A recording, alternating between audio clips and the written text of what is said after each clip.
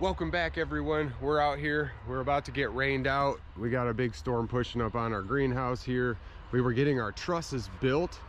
We have all of our next truss all basically cut out. We had to put our saw away because we did not want to get rained out here. Just want to give a good look at the side here of this skeleton frame we're putting around our first layer of poly. We're going to continue a board length down to put another truss up, but we are getting rained out. This storm is looking pretty nasty on us. So we've been able to just cut the same size pieces and continue to produce the same trusses with our 45 and our 15-degree angles to get us around our structure, up and over, and give us a nice gap. And we put up our structure bars on the outside just to hold everything together. We're going to continue to brace it up. So what we were going to do is put cattle panels around that skeleton of wood that we're building around this first layer of poly in order to create that gap and create a good insulating layer for our winter grow here. Once the rain lets up here, we're going to finish all these trusses all the way down to this northern side of our greenhouse. Then our whole skeleton will be built over top of the first layer, and after a little bit of bracing, we will be ready to put our cattle panels on. Now, we priced our galvanized cattle panels about 16 foot long by about 50 inches, which is a little over 4 feet. So at 52 feet, we're going to need about 12 pieces of cattle panel. We priced it up. We're going to be spending about 300 bucks, a little bit more with tax. So that's really not that bad because we are still just at $1,000 on this entire build so far, using all recycled wood and really pulling the money and putting it where we need it, such as our polys and our cattle panel bracing, because those cattle panels are basically a bulletproof shell from all of the snow we will get in the winter. We could get a good dump of snow and it could crush this if we don't have good structure.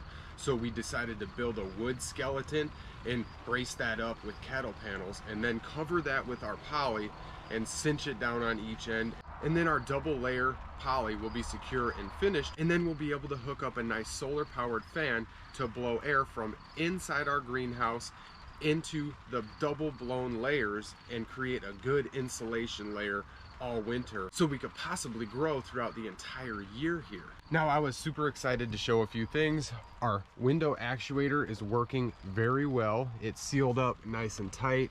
I can see the gap here. We are going to put some poly on the outside and the inside. This probably won't even be in here because we don't want this to freeze up this winter. We'll take this actuator off after it starts to really cool off on us here, and then we'll seal this window up for winter time so we don't have any gaps there. We've got all our figs here. We've got tons of basil and just a few perennial herbs that we wanted. We've got a ton of seeds sown through this entire greenhouse. We have sown it all out. We've got a couple things we transplanted. We sown a bunch of cilantro for our own eating. We have sown out several different kinds of brassicas in this whole bed here. Tons of lettuces. We sowed some beans, and we ended up sticking some strawberries in about every corner. I threw some strawberries back here. We got some rhubarb here. I want to use our rhubarb in order to kind of break the soil up. That's why I planted all these beds out so quickly, because I want those roots to go in and start breaking that soil up naturally. We have an entire stack of 5 or 6 different kinds of lettuce in this whole bed. Over on this side, we have planted a bunch of root crops. We have tons of radishes, different kinds. We have some beets growing. We've got some turnips in here. Some more of our rhubarb here. I'm just letting this grow so we can kind of propagate it to use it as a soil breaker, because we have some hard clay soil, and those big heavy roots from the rhubarb will help break that apart, thus making it easier for us. And when we're planting, we don't have to come in here and till so much with our hand tools and stuff, because it's a lot of work. It was just a lot of work excavating out just this little pathway here. All of the seeds we've planted about a week ago here, you can see they're starting to pop up here. Little seeds all over. You can see little green dots all throughout, and it goes all the way down the bed. We've got tons and tons of life coming up.